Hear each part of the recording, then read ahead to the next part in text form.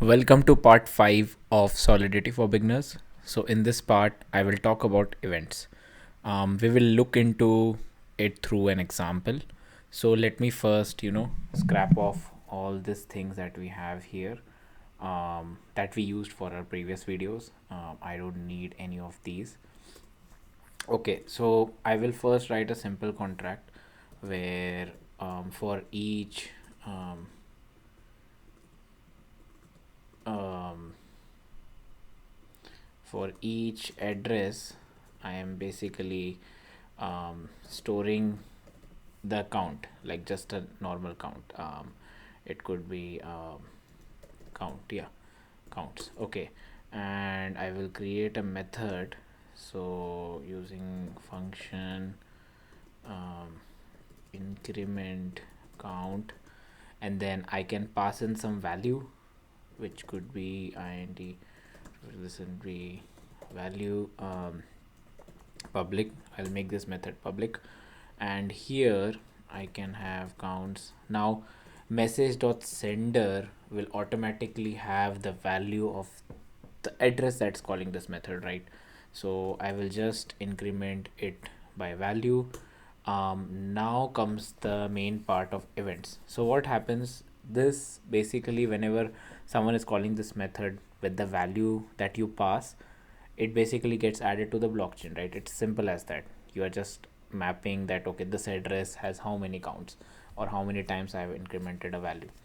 Now what if I have external service, or maybe I am creating a decentralized application using JavaScript. So in that case I would want to know whenever I call this method, I know, okay, the method was called on the blockchain. But when the method is complete, it would be very nice if I can subscribe to something like event, which will let me know that, okay, this has occurred. So for that we use event, and we can call it increment, and then we can pass on address, sender, and I can also pass in value count, right? So this is the event that we will be passing, and we can subscribe to it. And once I'm done incrementing the value, I will call this event. So I would need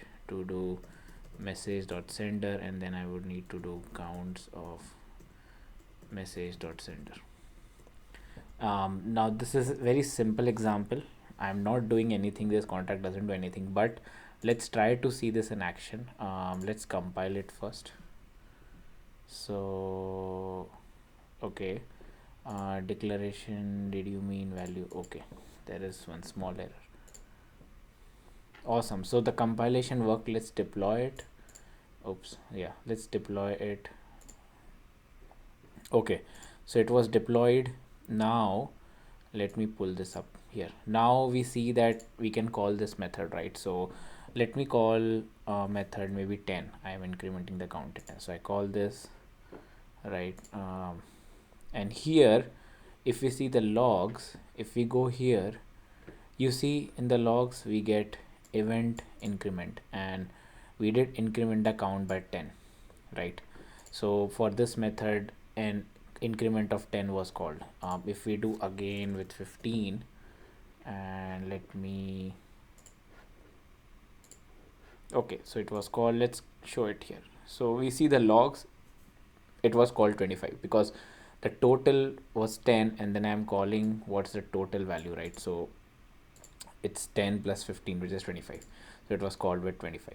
So this is how we emit an event. And because blockchain is an asynchronous process, it takes some time to create a block and write the information on blockchain. It will be good if we can emit an event and listen to it and subscribe to it from our third party service. So this is part 5. If you guys like this video, please subscribe to my channel, give me a thumbs up, follow me on Instagram, and after this there is one more last part that is left in this series, so stay tuned for that. Thanks for the support.